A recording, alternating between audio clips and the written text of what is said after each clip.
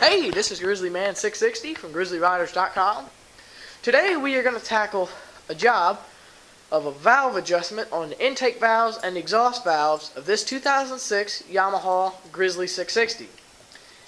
It is a 658cc engine with, I think, 2 intake valves and 3 exhaust valves. I'm not sure. But first off, what we're going to do, I'm going to take a few panels off, and then I'm going to show you the tools that you're going to need for today. First off, you want to remove your seat. Just lay that out of the way. I'll get this stuff in a spot then. And then pull off your side panels. Side panels, just pull off. Right one, left one. Now, do the right one.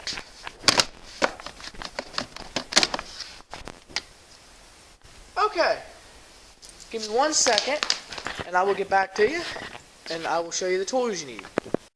Okay, the tools we're going to need to complete the valve adjustment on this 06 660 Grizzly is a pair of wire cutters, needle nose pliers, and a set of standard pliers.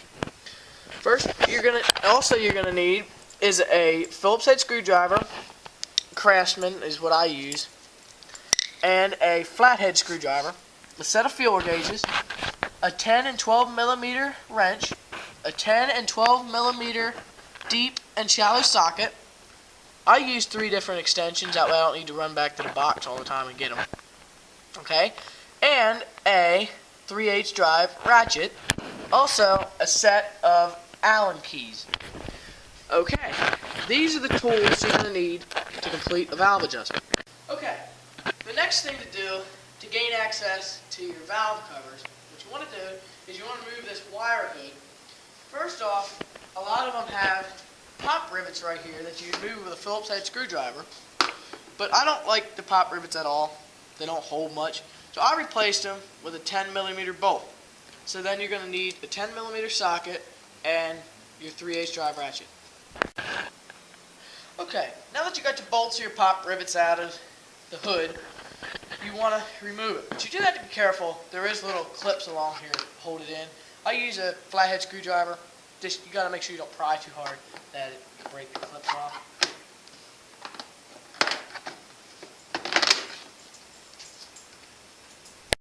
Okay, now that you have your hood removed, next thing you want to do is you want to remove the gas tank cover. First off, you want to remove this extremely tight gas cap. You do want to make sure no dirt or crap gets down in there. And then now there's a 10 millimeter bolt right here. One right there.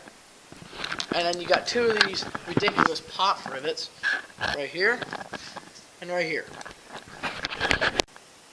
Okay, now that you got the 2 bolts and the pop rivets removed, now you want to remove this cover. All you do is you lift up on it, pull back. Okay, now you got the cover off.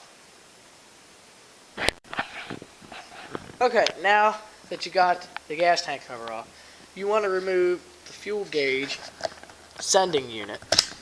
Okay, now next you want to remove 4 10 millimeter bolts from the gas tank, 2 here, and then now down through this hole there's another one. I don't know if I'll be able to get in there to see. I can't, but straight down there is a bolt, and same right here. Well, you can kind of see that one in there. Okay, you want to remove that. Now, on the front ones, you got to be careful because there's little collars in there that you do not want to lose.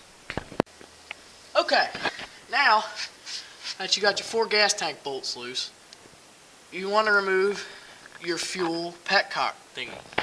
Sorry, I don't know the name of it, honestly. This is a Phillips head screw in here. Stick a screwdriver in.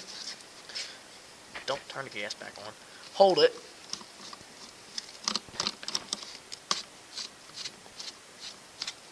There you go.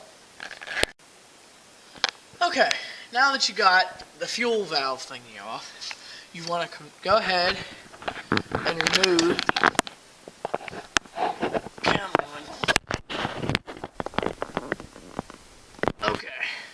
the gas line.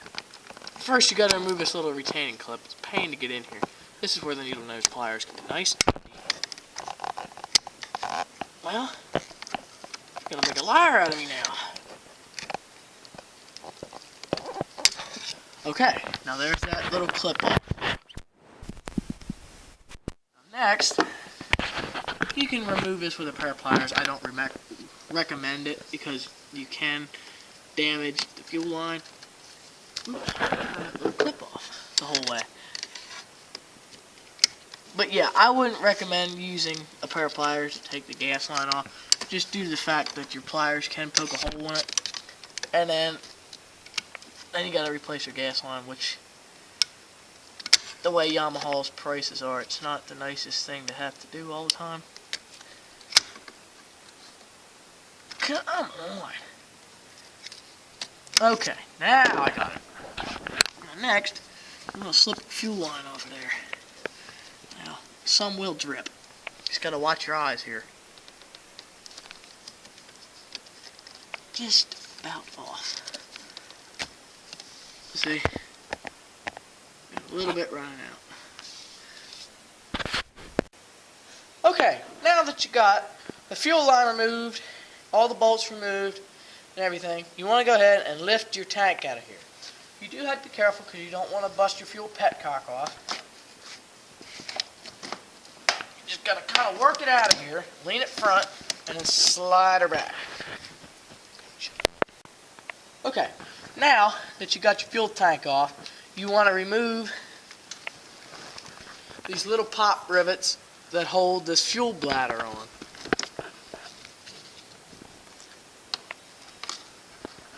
Like I said before, I hate these little things. Oh, that didn't sound good. Okay, one. We'll come around to the other side here. Got another one right here. No offense to anyone, but this got to be about the crappiest frickin' design Yamaha has. Okay, now we got that loose. Let's pop that out. Okay, now the next thing we want to do, I'm going to come back around here, is we want to remove the little vacuum lines out of here. Just let them slide back down through the holes. And then you want to remove your vent line off of your air box. And you don't have to let it go back down through there, but okay, here's the wire cutters are going to come in. Snip these zip ties around here. Okay. Now, we're going to remove this. There's a little wire hole right here. We're going to bend that down. And then we're going to lift and lift and lift and lift. This thing will come out of here. A little convincing isn't wrong on this because it's not a nice thing. Because it doesn't like to work with you here. Okay.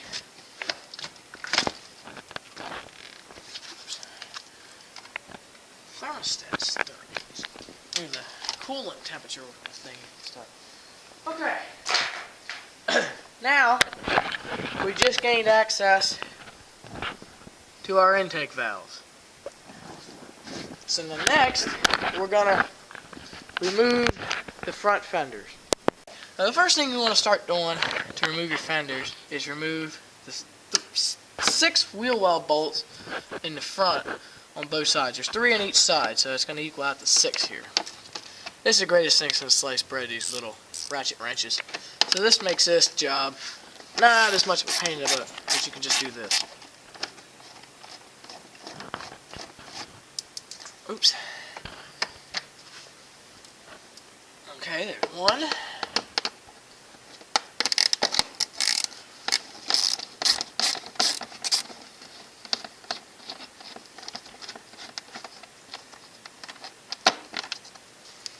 There's 2.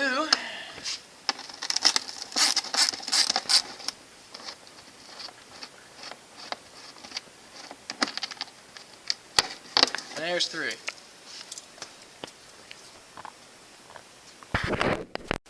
And now you want to do the exact same thing on this side. Got 1 bolt there, 1 there, and one here. I forgot to mention, these nuts on the back are, if I can find one here, it's so dark in here, they are 10 millimeter. Okay, now that we got the wheel well support bolts out, we want to go ahead and remove the 2 pop rivets holding the gauge pod on.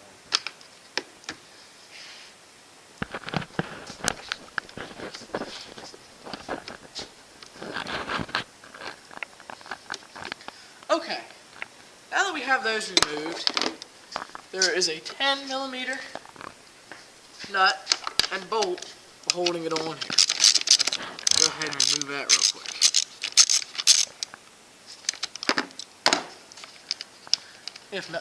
Yes.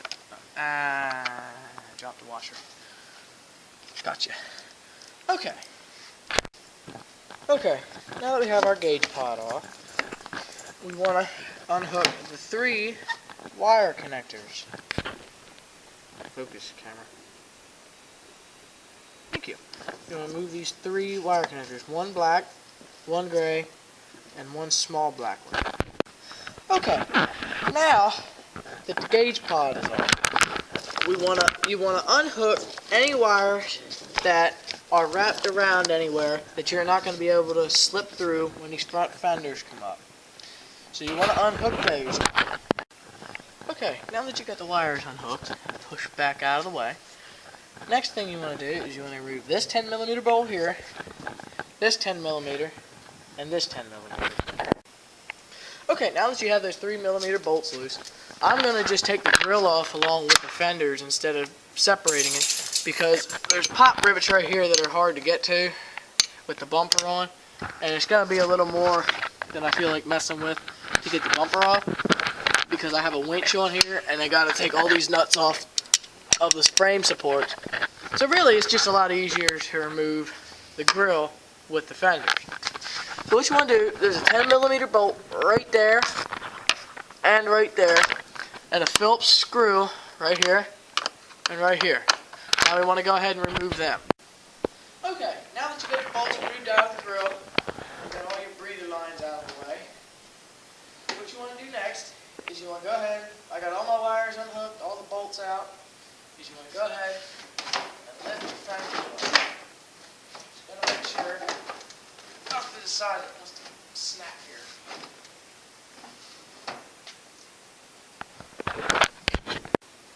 Okay, slight change of plan. I got this fenders up here. Now that I can get to these pop rivets right here, I'm going to go ahead and remove them.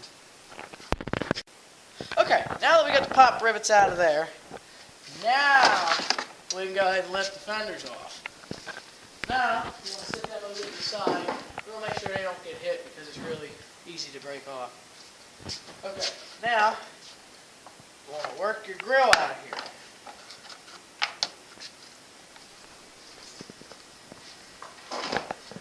Okay, now we have access to the valves. Okay, now we need to remove the valve cover. You want to remove the 4 Allen wrench bolts, and it is a 5 millimeter Allen wrench. Okay, now that we get the 4 bolts out of the valve cover, remove our valve cover. Now we want to inspect that O-ring along there, which it seems like it is okay. Now here are your 3 intake valves, and your exhaust valves are down there.